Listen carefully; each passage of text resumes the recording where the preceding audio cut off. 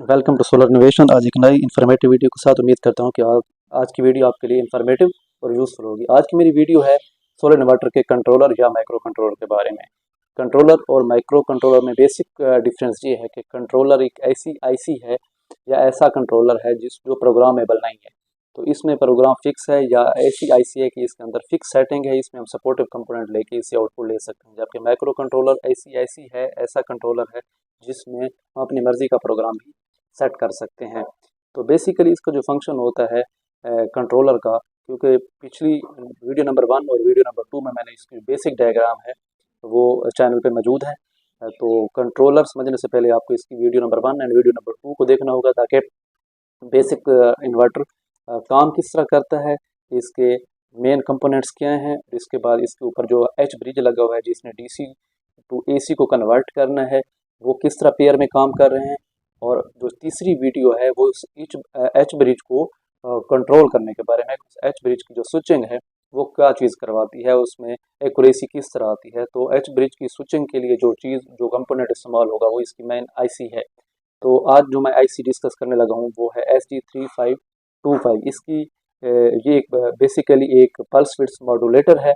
ये 8 वोल्ट से लेके 35 वोल्ट तक को सपोर्ट करता है। ये मतलब 8 वोल्ट से 34 वोल्ट चाहिए इसको ऑपरेट करवाने के लिए।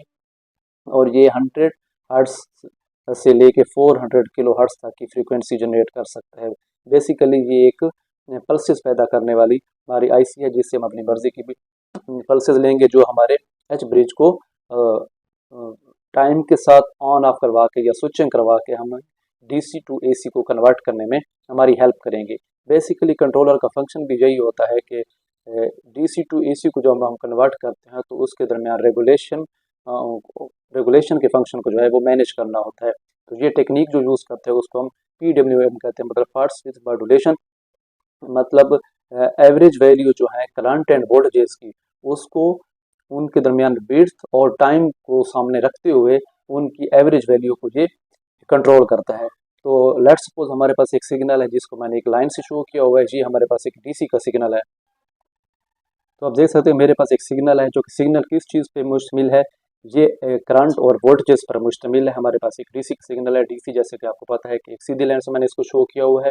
अब हम इस डीसी करंट और वोल्टेज को अल्टरनेटिंग करंट में चेंज करने के लिए क्या करते हैं कि जो हमारा एच ब्रिज का सर्किट है मैं आपको दिखा दूं पहले बेसिक न्यू व्यूवर्स के लिए। ये हमारे पास पिछली वीडियो की डायग्राम है। इसका मैं लिंक भी आपको उसमें शेयर कर दूंगा और मोर ओवर इसकी जो PDF फाइल है मैं उसमें शेयर कर दूंगा ताकि ये आपको उसमें क्लियर नज़र आए और कंपोनेंट की वैल्यू भी आप इजीली उसमें से नोट कर सकें। ये मेरे पास एक एच ब्रिज है, यहाँ पे हम डीसी प्रोवाइड करेंगे। ये इसके PV के कैपेसिटर्स हैं और ये एच ब्रिज हमारा बना हुआ है जो कि 4 IGBTs पर मुश्तमिल है। नंबर 1 एंड नंबर 3 का एक पेयर है, नंबर 2 एंड नंबर 4 का एक पेयर है। तो इसकी ये बाइसिंग की गई है, इसके सपोर्टिव कंपोनेंट लगाए गए हैं। इसकी डिटेल वीडियो नंबर 2 में टोटल मौजूद है। और ये इसके नंबर 1 एंड 2 पे हम वो पल्स देंगे, वो ट्रिगर देंगे जो इन पेयर्स को बारी बारी ऑन ऑफ करवाएगा और हमारी डीसी जो है वो एसी में कन्वर्ट होगी। तो इस पल्सेस के लिए आज का कंट्रोलर मैं ब्रीफ करूंगा। तो अभी मैं आपको उस कंट्रोलर की कुछ डिटेल बता देता हूं और उनकी पिन्स की डिटेल बता देता हूं। जी आप देख सकते हैं, अगर आप अपनी आईसी को अपने सामने रखेंगे तो अगर इसको आप लेफ्ट से काउंट करेंगे तो 1 से लेकर 6 नंबर तक पिन इसकी एक साइड पे हैं, जबकि 9 से लेके 16 नंबर तक टोटल इसकी पिन है। तो इनके साथ जो सपोर्टिव कंपोनेंट लगते हैं वो मैं अगली वीडियो में ब्रीफ करूंगा ताकि वीडियो ज़्यादा लंबी ना हो जाए। तो इसकी ये पिन नंबर 1 जो कि हमारी एज ए रेफरेंस के तौर पे इस्तेमाल होती है इनपुट, और पिन नंबर 2 जो कि नॉन इन्वर्टिंग की है, पिन नंबर 3 सिंक्रोनाइजिंग की है। अगर दो आईसीज हम इकट्ठे ऑपरेट करवाते तो एक दूसरे को सिंक्रोनाइज करने के लिए इस्तेमाल होती है। और नंबर 4 की पिन है। और नंबर 5 और नंबर 6 ये CT और RT की पिन्स हैं जो हमारी फ्रीक्वेंसी वगैरह को डिसाइड करती हैं। वो मैं इंशाल्लाह अगली वीडियो में डिटेल से आपको बताऊंगा। ये नंबर 6 इसका सॉफ्ट स्टार्टर है। और नंबर 16 ये हमारे वोल्टेज रेफरेंस हैं। नंबर 15 ये हमारी VCC है जो इसको ऑपरेट करने के लिए हम इसमें 8 वोल्ट से लेकर 35 वोल्ट तक प्रोवाइड कर सकते हैं। Output B and output A ये हमारी मेन आउटपुट्स हैं जो हमें रिक्वायर्ड हैं अपने एच ब्रिज को ऑपरेट कराने के लिए। ये हमारी यहाँ पे ये वो आउटपुट की पल्सेस होंगी जो हमारे एच ब्रिज को ऑपरेट करेंगी और जिसके रिजल्ट में हमें DC टू AC में कन्वर्जन होगी। ठीक है, तो इंशाल्लाह अगली वीडियो में आपको इनकी supportive component with values show कराऊंगा।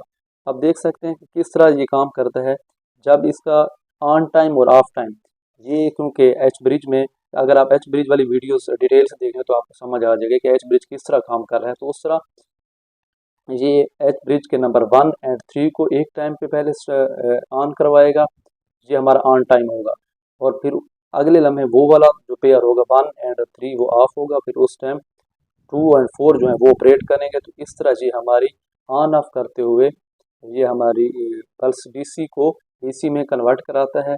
तो इस टेक्निक को PWM कहते हैं, मतलब पल्स विथ मॉड्यूलेशन। ये एक किस्म का ऑसिलेटर है, इससे हम ऑसिलेशन करके एच ब्रिज की ऑसिलेशन करके उस DC को AC में कन्वर्ट करते हैं। तो ये थी हमारी आज की वीडियो। देखते रहे हमारा YouTube चैनल। अल्लाह हाफिज़।